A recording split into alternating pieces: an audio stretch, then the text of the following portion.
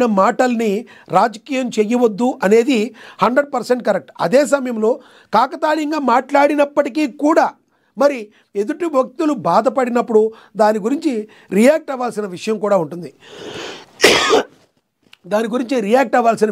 ఉంటుంది.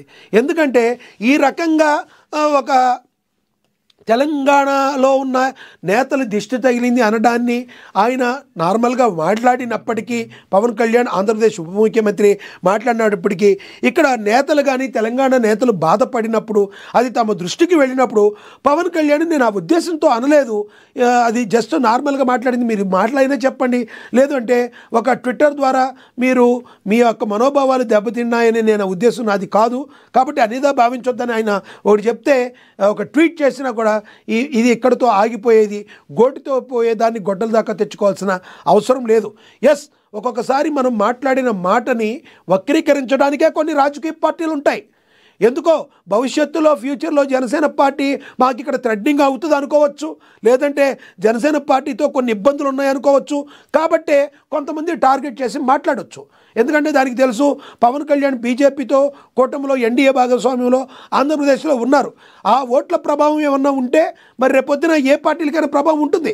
కాబట్టి నేతలు షురయ్యారు. అఫ్కోర్స్ ఇక్కడ ప్రజలను ఏమి ఉద్దేశించి మరి మాట్లాడలేదు పవన్ కళ్యాణ్, నేతలు అన్నారు కాబట్టి నేతలే రియాక్ట్ అయ్యారు. తెలంగాణ ప్రజల గురించి ఆయన ఉద్దేశించి మాట్లాడలేదు. అయినప్పటికీ కూడా కాకతాళీయంగా మీరు మాట్లాడినప్పటికీ తెలంగాణ నేతలు బాధపడినప్పుడు 100% దాని గురించి ఒక 100 మేము చెప్పటం మీరు బాధపడొద్దు, మేము ఆ ఉద్దేశం ఇది కాదని జనసేన పార్టీ అధినేత చెప్తే బాగుంటుందనేది మరి రాజకీయ విశ్లేషకుల మాట.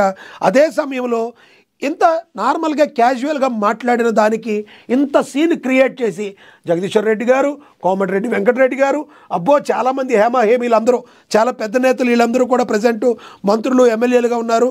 మరి గౌరవ మంత్రులు, మాజీ మంత్రులు వీళ్ళందరూ కూడా అంతకుముందు ఆంధ్రప్రదేశ్లో ఉన్న నాయకుల్ని అన్నప్పుడు మాత్రం ఎవరు ఏం మాట్లాడలేదు, అలా ఆంధ్రప్రదేశ్లో మాట్లాడకూడదని. కానీ ఇప్పుడు మాట్లాడారంటే పాపం బాధ కలిగింది. బాధ కలగడం తప్పులేదు, మనకు బాధ కలిగితే మనం చేయమా? గతంలో మర్చిపోదాం. ఎందుకంటే ఆంధ్రప్రదేశ్లో ఉన్న మంత్రులకి, ఆంధ్రప్రదేశ్లో ఉన్న ఎమ్మెల్యేలకి వాళ్ళకి పెద్దగా ఒక యూనిటీ లేదు, ఒక సిగ్గు లేదు, ఎగ్గు లేదు. ఇది నేను చెప్తున్న మాట కాదు, ఇది ఒకప్పుడు పవన్ కళ్యాణ్ గారే చెప్పారు. ఏదన్నా ఉద్యమ స్ఫూర్తి ఏదన్నా ఉంటే తెలంగాణ నుంచి తీసుకోవాలి, వాళ్ళు మా తెలంగాణ అనుకుంటారు.